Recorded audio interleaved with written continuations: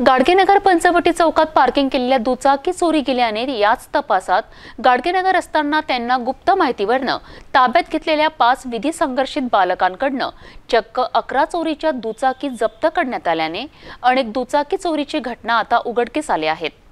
शेगाव अमरावती येथून 5 विधी संघर्षित बालकांना ताब्यात घेतल्याने ही धक्कादायक कारवाईची माहिती उघडकीस आली आहे। शहरातील गाडगेनगर पोलीस स्टेशन हद्दीत येणाऱ्या पंचवटी चौक येथील उडान पुलाखाली पार्किंग केलेली दुचाकी अज्ञात चोरट्याने 1 जानेवारीला लंपास केली होती। याच गुन्ह्याच्या तपासात गाडगेनगर डीबी पोलीस लागले असता त्यांनी गुप्त माहितीवरून शेगाव अमरावती येथून 5 विधी संघर्षित बालकांना ताब्यात घेतले। यात त्यांनी उडान पुलाखाली पार्किंग केलेली दुचाकी चोरी केल्याची कबुली दिली।